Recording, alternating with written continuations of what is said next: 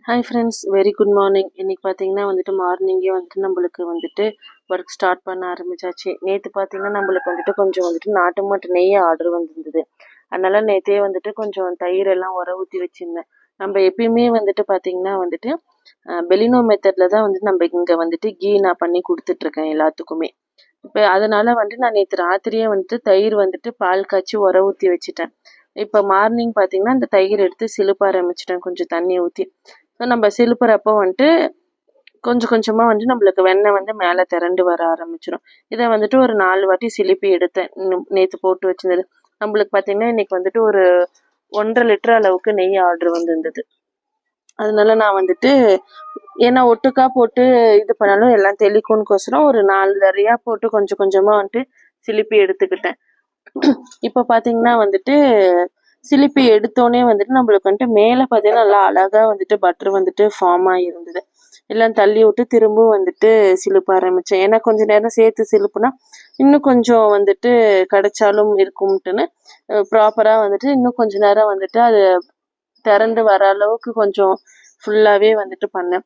அப்போ எனக்கு ஒரு வாட்டி இது பண்ணுறப்போ ஒரு 1/2 கிலோ அளவில் எனக்கு வெண்ணெய் கிடச்சிது. இது பார்த்தீங்கன்னா இப்போ மேலே ஃபுல்லாக நல்லா திரண்டு மோர் தனியாக வெண்ணெய் தனியாக வந்துடுச்சு. இந்த மோர் பார்த்தீங்கன்னா நான் நம்மளுக்கு வீட்டு தேவைக்கும் ப்ளஸ் எங்கள் டாக்ஸ் கொஞ்சம் வச்சுருக்கிறேன். அந்த நாய்ங்களுக்கும் சாப்பாட்டுக்கு அந்த மோர் தனியாக எடுத்து வச்சுட்டேன். அதுக்கப்புறம் பார்த்தீங்கன்னா வெண்ணெயை எல்லாமே டோட்டலாக ஓவராலாக கலெக்ட் பண்ணி ஒரு கிண்ணத்தில் வச்சுருந்தேன். அதை என்ன பண்ணேன்,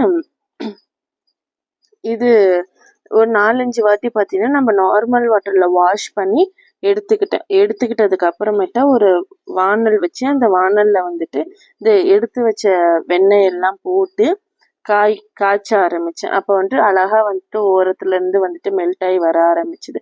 அதுக்கப்புறம் நல்லாவே பபிள்ஸ் நல்லா கொதிக்க ஆரம்பிச்சுது.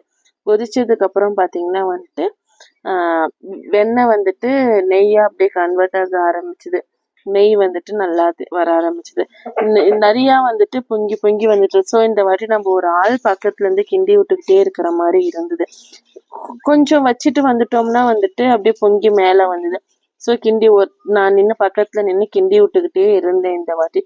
அதுக்கப்புறம் கொஞ்சம் அந்த பொங்கி வர்றது கம்மியாகி ஓரளவு பெட்டரா இருந்தது. இப்போ நெய் பிரிஞ்சு வர ஆரம்பிக்குது. இதுதான் ஃபர்ஸ்ட் ஸ்டேஜ், நெய் பிரிஞ்சு வர்றது. அதுக்கப்புறம் கொஞ்சம் கொஞ்சமாக பிரிஞ்சு ரொம்ப கோல்டன் கலரில் நம்மளுக்கு கிடச்சிது. இது பார்த்தீங்கன்னா நம்மளுக்கு ஒரு 2 லிட்டர் அளவில் நெய் இன்னைக்கு கிடச்சிது நம்ம செஞ்சதில். இதில் பார்த்தீங்கன்னா லாஸ்ட்டாக முருங்கைக்கீரையை போட்டு பொரிச்சு தனியாக எடுத்து வச்சுட்டேன் நான். ஸோ அது நல்லாயிருக்கும், ஃப்ளேவராக நல்லாயிருக்கும். அதுக்கப்புறம் நம்ம பாட்டிலில் எல்லாமே ஊற்றி தனித்தனியாக வைக்க ஆரம்பிச்சிட்டோம். இது பார்த்தீங்கன்னா 1/4 லிட்ரு 1 லிட்ரு தனியாக டப்பாவில் மீதியை வீட்டு தேவைக்கு சின்ன கிண்ணத்தில் ஊற்றிக்கிட்டேன். மீதியை அதில் ஒரு திப்பி இருக்கும், அது தனியாக எடுத்து வச்சுட்டேன். இன்னைக்கு நம்மளோட நெய் ப்ராசஸ் இதான் ஃப்ரெண்ட்ஸ். தேங்க்யூ.